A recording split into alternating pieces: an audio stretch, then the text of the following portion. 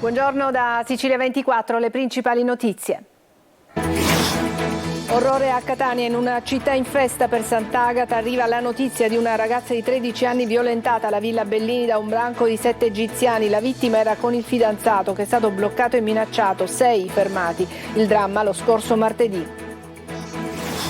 Festa di Sant'Agata, stamattina l'uscita della carrozza del Senato e la processione dell'offerta della cera. Il sindaco trantino, devoto tra i devoti, Vera Squatrito, ricorda le vittime di femminicidio, i familiari vivono l'ergastolo del dolore. Tra poco a Catania la premier Meloni. Operazione antidroga a Palermo, da Brancaccio a Ballarò, smantellata una fitta rete di spaccio, 14 arresti. Non solo Ilaria Salis, c'è un altro caso, ma in Romania un 29enne siciliano condannato a 8 anni per traffico di droga. La famiglia e i legali parlano di errore giudiziario e denunciano. In carcere trattato in condizioni disumane. Una nuova attrazione turistica per i visitatori della Valle dei Templi di Agrigento, le capre girgentane, specie protetta in via di estinzione, vivono a 2 passi dal Tempio della Concordia. Calcio. In Serie C, pareggio del Catania a Foggia, i rossazzurri resistono un tempo in 10 dopo il vantaggio di Rapisarda e l'1-1 di Sant'Aniello. Oggi Messina in casa con la Virtus Francavilla.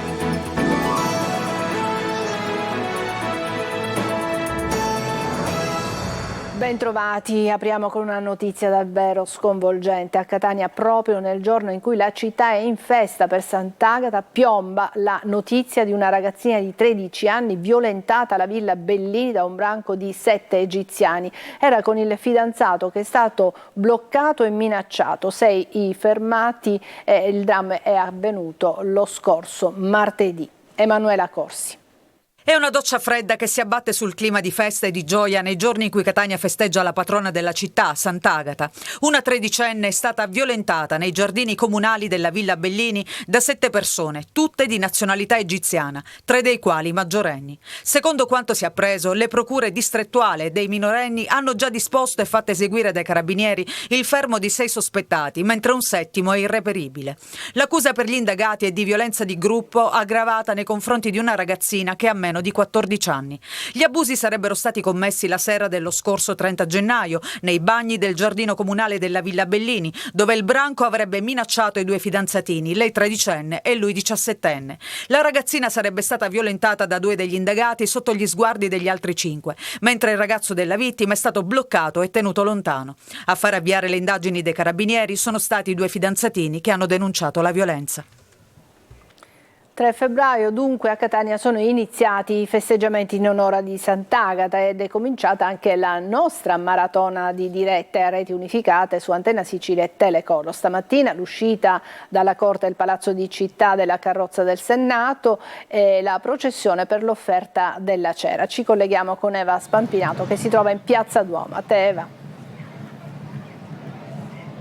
Sì, Adelaide, io mi trovo in Piazza Duomo, lo hai detto tu, sono proprio davanti al comune di Catania dove è piombata anche qui la notizia terribile che ha scosso l'inizio dei festeggiamenti agatini in una città blindata per l'arrivo del premier Giorgia Meloni, attesa a Catania nel pomeriggio. Visiterà prima la Trisan e poi verrà qui al Palazzo degli Elefanti per godere dell'inizio dei festeggiamenti in onore di Sant'Agata, festeggiamenti che sono entrati nel vivo questa mattina, lo hai detto anche tu, con la tradizionale sfilata delle carrozze del Senato nella giornata dedicata alla processione per l'offerta della cera, che vede autorità, clero, associazioni religiose sfilare in processione dalla chiesa di San Biagio lungo via Etnea per arrivare poi in cattedrale, dove sono arrivati intorno a, è finita la processione intorno all'1:30. Enrico Trantino lo aveva annunciato e così ha fatto, non è salito a bordo della storica berlina, lasciando il suo posto.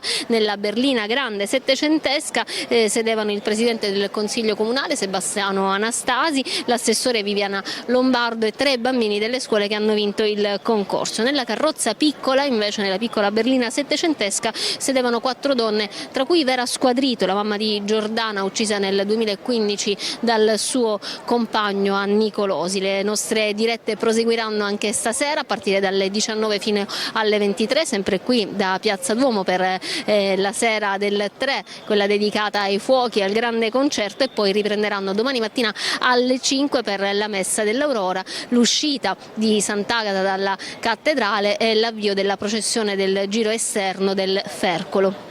Ma sentiamo adesso alcuni dei protagonisti che Luca Ciliberti ha intervistato questa mattina: il sindaco Enrico Trantino e la mamma di Giordana, Vera Squadrito, mamma appunto di Giordana che è stata vittima di femminicidio. Vediamo. Questo brio che si respiri sempre ogni giorno dell'anno, allo stesso modo il rispetto che oggi stiamo vedendo dei cittadini per le regole, per la città, che lo si possa cogliere continuamente. Desidero che la gente percepisca che non sono il primo cittadino, ma sono uno di loro, quindi desidero che la gente mi veda sulla strada assieme a loro per avvicinare un poco i cittadini alle istituzioni, perché per troppo tempo si è percepito una distanza che vorrei invece venisse allentata. Ecco perché ho deciso di far salire sulla carrozza del Senato 3 ragazzi di scuola media che rappresentano il futuro, le nostre basi, il nostro pilastro per l'avvenire. Non è una sovversione alle tradizioni che io rispetto, io sono un tradizionalista, però credo che un segnale simbolico lo si debba dare, e ho inteso darlo in questo modo. Vera Squadrito, la mamma di Giordana, oggi salirà sulla carrozza del Senato, un'importante attestazione e riconoscimento voluta dal Presidente del Consiglio Comunale insieme a altre donne, quindi Sant'Agata, vergine, martire. Oggi porto tutte le mamme ergastolane del dolore come me e tutte le nostre ragazze che non ci sono più. È un modo per dare voce a chi non lo può più fare, ma soprattutto alle donne che sono in vita e la violenza è sommersa, che la libertà è quello che Sant'Agata ci ha insegnato e che noi dobbiamo imparare a fare. E un altro momento importante della festa è quello dedicato alla consegna della Candelora d'Oro, quest'anno avvenuta come ogni anno il 2 febbraio al Comune di Catania, consegnata ad Antonio Presti, il mecenate che ha creduto tanto in Librino e tanto ha investito in termini di impegno sociale, non solo materiale, in questo quartiere grande, popoloso e difficile. Appunto l'impegno di Antonio Presti per diffondere l'arte, la cultura e la legalità a Catania, soprattutto tra i più giovani del popoloso quartiere di Librino. Nell'assegnazione del premio merita un riconoscimento importante come quello della Candelora d'Oro. Allora vediamo il servizio. Con Sant'Agata ha vinto Librino, ha commentato commosso e soddisfatto Antonio Presti, maestro d'arte e di bellezza che da oltre 20 anni opera nel difficile quartiere in sinergia con i cittadini per diffondere l'arte, la cultura e la legalità. È andata a lui quest'anno l'alto riconoscimento della città, la Candelora d'Oro, ma per il mecenate il premio non è personale. Ecco, il premio non è Antonio Presti, il premio è la comunità del quartiere che ha risposto, ha condiviso, ha custodito, dalle mamme ai bambini, alle scuole, agli insegnanti, a tutte le associazioni. Il suo amore per la città, la sua determinazione nel tempo per il riscatto sociale dei quartieri difficili come Librino merita un riconoscimento, ha detto il primo cittadino Enrico Trantino, che devoto alla santa patrona deve per forza amare Catania. La cerimonia di consegna è stata animata dall'orchestra giovanile Musiche Insieme per Librino, composta da 35 elementi, tutti ragazzi del quartiere e condotta da Ruggero Sardo. Soddisfatto e commosso, Presti ha ribadito ancora una volta quella che per lui è una filosofia di vita. Dove gli occhi non sono più collegati al cuore, occhi che guardano ma non vedono. A Librino vedono l'invisibile. E di Sant'Agata si continuerà a parlare anche dopo questo nostro telegiornale e ovviamente poi continueremo anche con le dirette. Ci ha raggiunto Luca Ciliberti, il punto di oggi sarà dedicato proprio alla festa della patrona di Catania. Ciao Adelaide, sì, non poteva essere altrimenti. Entriamo nel racconto della festa con la nostra trasmissione, lo faremo a modo nostro ovviamente. Abbiamo fatto dialogare e questa è una di quelle storie, di quelle notizie che ci piace anche raccontare. Abbiamo fatto dialogare i due vescovi delle principali città dell'isola, Catania e Palermo, hanno dialogato sulla società, hanno dialogato sul significato di queste feste religiose, hanno dialogato anche sull'attualizzazione di questi santi. Sant'Agata Sant'Agata e Santa Rosalia. Quindi questo ve lo proporremo all'interno del programma. Parleremo anche di turismo legato a queste feste religiose. Con noi ci sarà in studio l'assessore regionale al turismo Elvira Mata, e poi le storie. Racconteremo il pranzo di Sant'Egidio, notizia di qualche minuto fa, certo. Sarà poi domani alle 13:30 proprio il 5 Chiesa San Nicolò. Esattamente, quindi il pranzo di Sant'Agata lo racconteremo con Sant'Egidio. Insomma, una puntata come sempre ricchissima, qualche curiosità, le storie dei devoti, insomma non manca nulla. Vi faremo vedere anche la casa natale di Sant'Agata. Bene. Allora l'appuntamento è alle 14:30, subito dopo Sicilia 24. Noi continuiamo, adesso andiamo alla cronaca. Operazione antidroga a Palermo con 14 arresti. È stata smantellata una fitta rete di spaccio da Brancaccio a Ballarò, diversi quartieri coinvolti. Marco Gullà. Da Brancaccio a Ballarò e poi Guadagna e Arenella, nella mappa dello spaccio sicuramente i quartieri più caldi di Palermo. Operazione della polizia del capoluogo che ha smantellato una fitta rete di spaccio che avvolgeva i quartieri periferici di Palermo. 14 arresti, 8 persone sono finite in carcere, 6 arresti domiciliari. Disposta anche una misura di obbligo di presentazione alla polizia giudiziaria. L'operazione si inserisce in un più vasto filone investigativo che ha coinvolto l'area mandamentale di Brancaccio ed è culminato nel maggio 2022 nell'operazione ribattezzata Tentacoli. Le indagini partite dal territorio di Brancaccio sono state estese anche ad altre aree cittadine come Ballarò, Guadagna e Arenella. L'indagine ha permesso anche di delineare rapporti trasversali di compra-vendita tra persone che vivono e operano in quartieri diversi, con proiezioni anche in provincia di Trapani. Nel corso dell'attività investigativa sono stati arrestati 5 indagati colti in flagranza di spaccio e detenzione di sostanza stupefacente, mentre l'indagine nel suo complesso ha consentito il sequestro di circa 116 kg di hashish, 15 di marijuana e 600 grammi di cocaina. Il caso di Filippo Mosca, il 29enne siciliano detenuto in Romania in condizioni disumane. Il giovane è stato condannato a 8 anni e 3 mesi per traffico internazionale di droga. La famiglia però lo difende e dice attraverso i suoi legali si tratta di un errore giudiziario. Chiediamo un processo equo. Emanuela Corsi.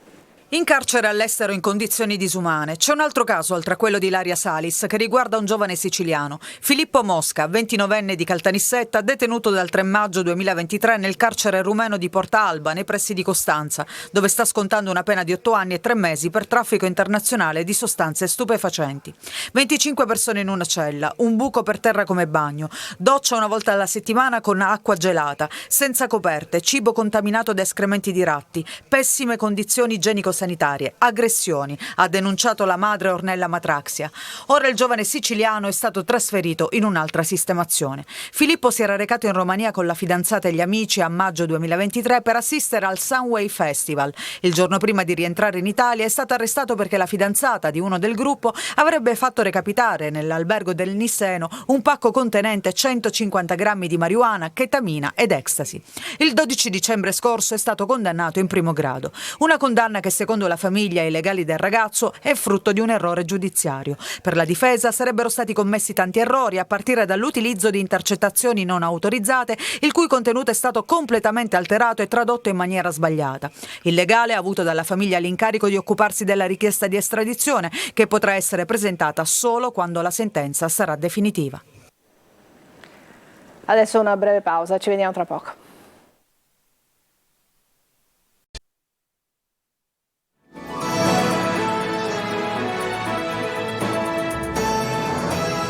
Ed eccoci di nuovo in studio, vi aggiorno e vi do altri dettagli sulla notizia con la quale abbiamo aperto questo nostro telegiornale, cioè lo stupro di gruppo avvenuto a Catania. La 13enne vittima di abusi sessuali nei bagni pubblici della Villa Bellini di Catania, è successo lo scorso martedì, è stata soccorsa da alcuni passanti. La ragazza si è accasciata a terra per la violenza subita, piangendo per il dolore e lo shock, con accanto il suo fidanzato, anche lui in lacrime. Ad accorgersi di loro e a prestare i primi soccorsi e i primi aiuti sono stati dei passanti della trafficatissima e centralissima via Etnea, in questi giorni affollata anche di devoti di Sant'Agata, patrona di Catania. Sono stati appunto proprio loro, i passanti, a chiamare i carabinieri, che sono intervenuti per avviare le indagini. Come sappiamo 6 del gruppo di egiziani sono già stati fermati, si cerca il 7º. E adesso andiamo a Trapani, dove ci sono ancora disagi per la penuria d'acqua. L'emergenza idrica proseguirà almeno per un'altra settimana. Sentiamo Laura Spanò.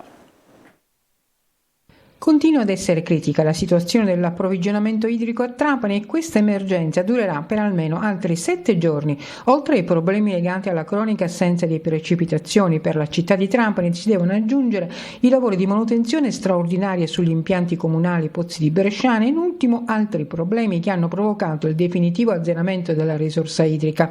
2 giorni fa è stato accertato che i lavori Enel hanno squarciato la condotta di Bresciana in più punti nella zona di Milo, che di fatto ha azzerato l'acqua in arrivo in città dai pozzi di Campobello di Mazzara e tempi lunghi per svuotare e poi riempire nuovamente la condotta. Il sindaco di Trapani, Giacomo Tranchida, ha chiesto con l'ausilio del prefetto, della protezione civile regionale e Sicilacque di avere più acqua da quest'ultima, che a sua volta dovrà diminuirla dai comuni ex IEAS. Ieri pomeriggio Sicilacque si è detta disponibile a incrementare la fornitura idrica abituale. Al momento è l'unica soluzione per dare acqua ai trapanesi, così stamane è stata rifornita di acqua la zona di Trapani Nuova. Sono 16 i medici di diversa nazionalità e selezionati e ritenuti idonei dalla regione siciliana per far fronte alla carenza di personale nel sistema sanitario regionale. I professionisti provengono da Ucraina, Argentina, Cuba, Venezuela, Ecuador, Libia, Guinea. Il presidente della regione Schifani annuncia che altri ne arriveranno prossimamente. E c'è una nuova attrazione turistica per i visitatori della Valle dei Templi di Agrigento, le capre girgentane. È una specie protetta in via di estinzione, ma vivono a 2 passi dal Tempio della Concordia. Sentiamo Davide Sardo.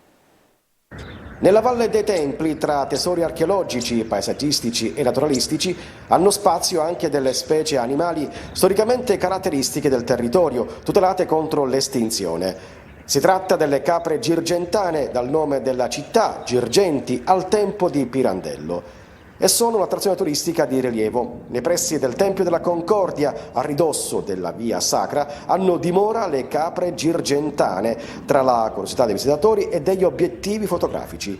Il recinto è ben curato, così come gli ospiti a 4 zampe. Sia maschi che femmine hanno delle lunghe corna attorcigliate che nei maschi adulti possono raggiungere anche 70 cm di estensione. Hanno un pelo abbondante e ruvido, a volte la testa e il collo hanno un colore terracotta e qualcuna di loro ha un pelo maculato. Le capre girgentane producono poco latte ma di eccezionale qualità, leggero e nutriente. Dopo quello di asina è il più simile al latte materno. La storia racconta che queste capre siano state importate dagli arabi in Sicilia più di 1000 anni addietro e che provenissero dall'Asia. Ed è possibile trovarle soltanto nella Sicilia occidentale, come nella Valle dei Templi, all'incrocio tra storia millenaria, miti e leggende. E adesso una breve pausa e poi apriremo l'ampia pagina dedicata al calcio. A tra poco.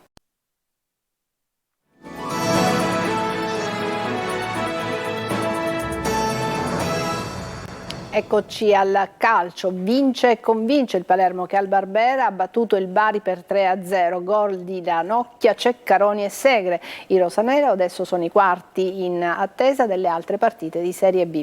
Marco Gullà. Il Bari attacca subito e va alla riscossa, ancora Brunori veste i panni del difensore e salva pochi centimetri dalla linea. La gara scorre, è bella, vibrante, Di Francesco ci prova un paio di volte ma non incide. Così è Ceccaroni di testa a siglare il solito Segre che di testa segna ancora 3-0, il centrocampista goleador di questa squadra. E il Catania ha pareggiato a Foggia e ha guadagnato un punto in più. Adesso è tempo di guardare alla sfida col Picerno e al mercato degli svincolati. Marco Carli. Ancora un punto che non cambia sostanzialmente la classifica, ma che ha un valore diverso rispetto all'ultimo conquistato col Monopoli. Dal secondo tempo senza sostanza del Massimino a quello di trincea dello Zaccheria dopo l'espulsione di Averi. È 1-1 e il punto può essere considerato guadagnato. Paradossalmente in inferiorità numerica siamo riusciti a trovare meglio le distanze in fase difensiva, praticamente a parte una traversa su un calcio d'angolo, poi abbiamo contenuto bene il loro possesso palla. Dopo un avvio di marca foggiana, il Catania a passare con il suo capitano Rapisarda pronto a ribadire rete con deviazione dopo una precedente conclusione di Peralta. Ci tengo tantissimo, lo sapete tutti, il giocare o non giocare poi passa tra virgolette in secondo piano, perché anche non giocando cerco di dare il mio contributo a tutti i compagni. Trascorrono pochi minuti, il Foggia trova il pari con Sant'Aniello di testa. L'ingenuità di Averi, già ammonito e autore di un fallo inutile che gli vale il rosso, poteva costare una ripresa in affanno. Il Catania in effetti rischia, ma in 10 trova anche buoni equilibri nonostante l'infortunio di Zammarini. Adesso c'è il Picerno, reduce dall'1-0 con la Turris, e c'è ancora Mercato. 22 rossazzurri in lista, un attaccante e un centrocampista potrebbero arrivare dagli svincolati. Ci sono delle ipotesi, però oggi era poi la giornata della partita, quindi abbiamo preferito lasciarci 2 caselle vuote. Vediamo cosa c'è in giro, e se no la chiuderemo con 2 giocatori dei 5 che sono ancora potenzialmente disponibili. Scontro salvezza oggi pomeriggio per il Messina, che al Franco Scoglio riceve la Virtus Francavilla, che in classifica lo insegue con 5 punti di ritardo. Giallorossi senza gli squalificati Fumagalli e Ortisi. Sergio Colosi.